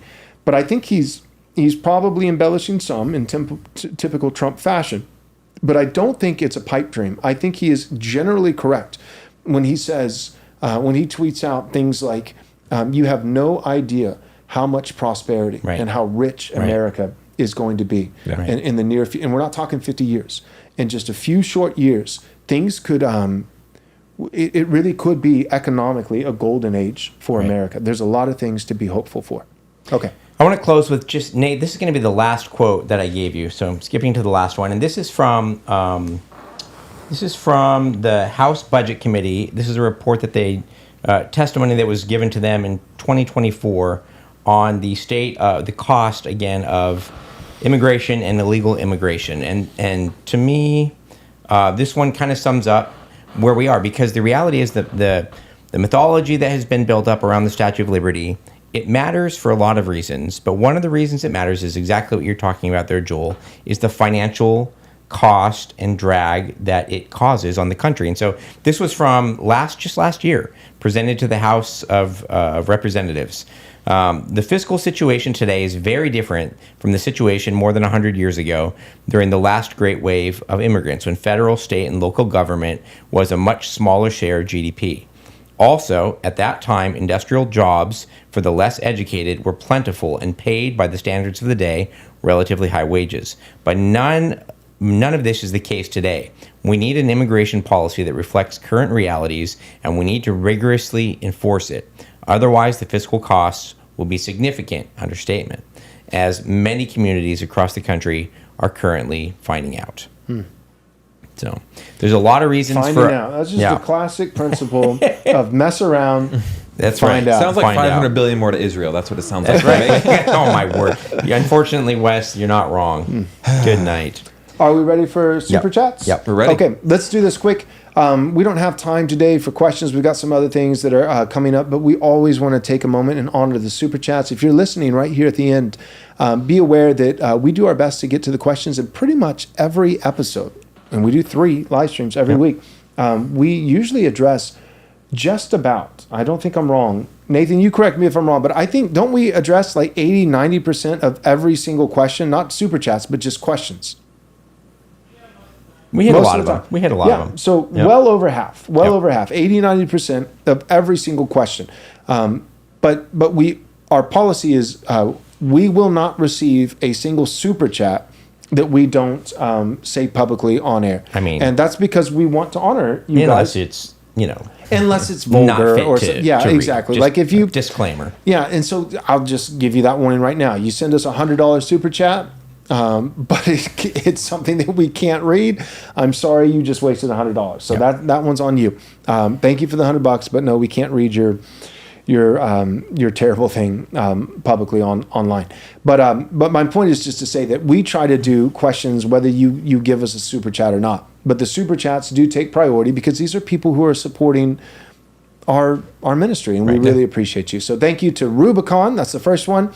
Super chat for $5 from Rubicon. He says, I blame Boomer, IFB, SBC, so Independent, Fundamental Baptist, and Southern Baptist Convention.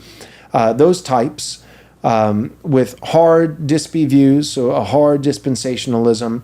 They've spent most of their sermons preaching against dance halls and booze, and Prof on Israel Ruckman teaching. Prof would stand for what? Professor, prophesying? Prophecy.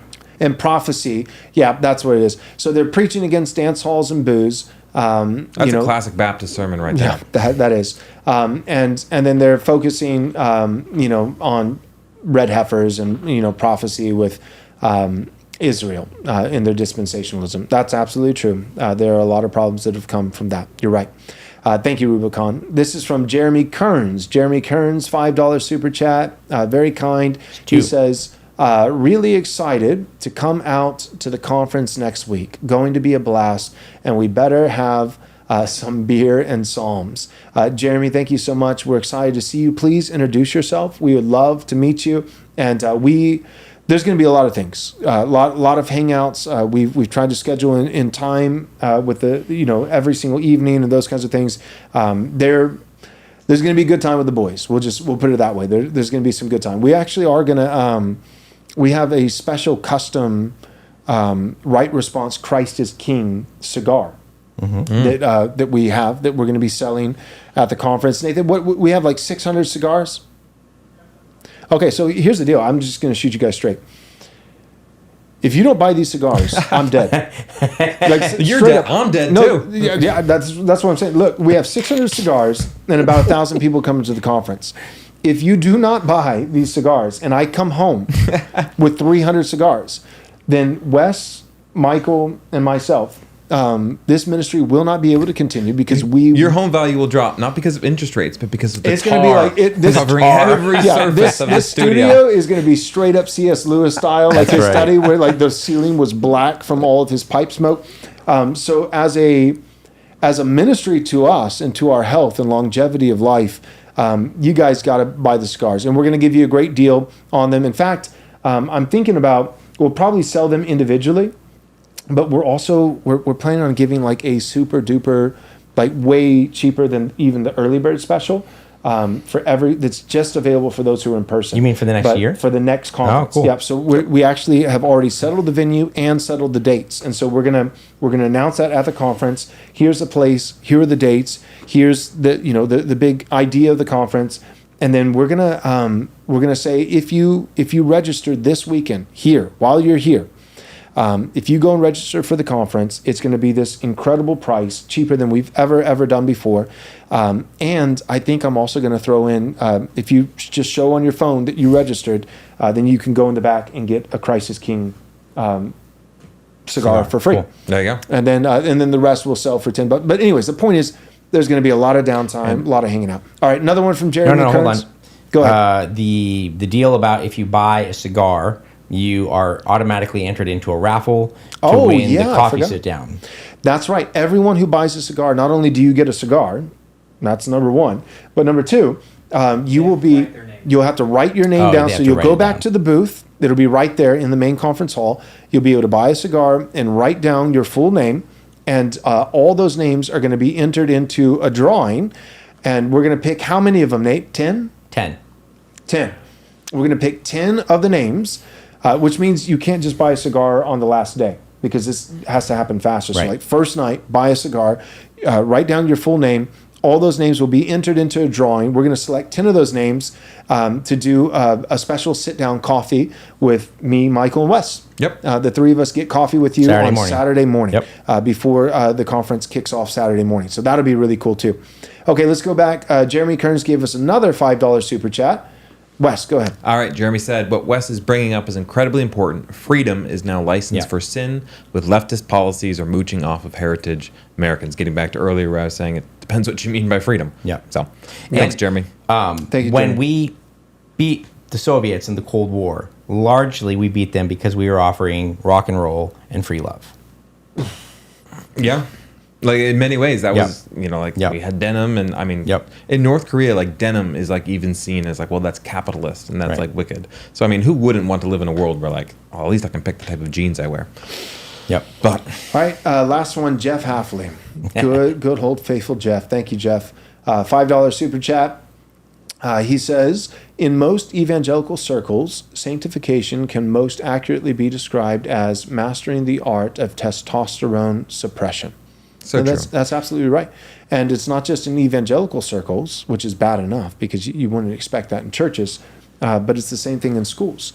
Little boys are not just taught, but they're drugged to mimic the behavioral patterns of little girls. Adderall and Ritalin. I mean, you can look at the statistics. How many girls are on Adderall and Ritalin by comparison to the boys?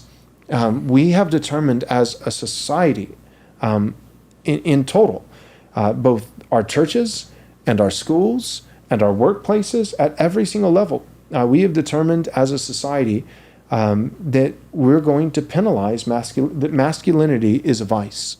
Energy, and that feminism, ambition, aggression. yeah, that feminism is a virtue. Where what we should be saying is femininity, not effeminacy, feminine traits in a man, but femininity, a woman who is feminine, that's a virtue, and masculinity in a man, that's a virtue. Yep. But we have not done that for a very long time. We want people drugged. We want them Placated. yeah. Because honestly, Restrained. let's be honest, they're easier to govern. Yep. Restrained. Right, young men who are zealous and who have not been doped up and restrained and long-housed and all those, they can be a little bit difficult at times to pastor. Pastor and be citizens too. Yeah, they might actually get you in trouble. They might actually even have some views where other pastors on the other side of the world might try to take you down in your ministry. That would never happen. That's ridiculous. Joel, that's too far. That's like, preposterous. That is not. But no, like that. But the reality is that it's not just the state. That's what I'm trying to say. I'm just agreeing with Jeff. He's 100% correct. Evangelical churches fit the mold at every level, whether it's the teachers' union in schools, or whether it's politicians with the state, or whether it's the hackling hens of HR in corporate America, or whether it's the pastors and the true elders of every complementarian church, the pastors' wives, right? Mm-hmm. The shadow elders, in every single place, politically, ecclesiastically, academically, and corporately with business. In every single place, we are placating men to make them more easily pliable, that they would be malleable, that they would be placated and easier to govern. That's literally what it is, easier to govern. And we don't want that. We want dangerous men. We want those men to be virtuous and righteous, and they will have to be corrected at times. But there's a difference in correcting a young, zealous man versus hamstringing him. There's quite a difference. Last one. Michael, you want to read this? Cameron Stevenson, thank you very much. Very generous. $20 super chat. Cheers to Andrew and CJ for being featured on Tucker's show. Wait, I thought Christian nationalism was dead. It's back from the dead. That's right. There was one other question, I think from Soli Deo Gloria Music, and they just asked... About the book club? What are you guys reading? And that's something we've thought about. We may do it maybe as a full episode sometime, maybe even as a Patreon exclusive, but definitely want to do exactly that. Bring in a stack of books and say, this is how I read, this is how I take in information, because I think that's a great question. Yep. And I learned a lot of my reading habits from other people who read better than I do. Cool. All right, thanks guys for tuning in. God bless you. We will see you on Friday at 3 p.m. Central Time. Yep.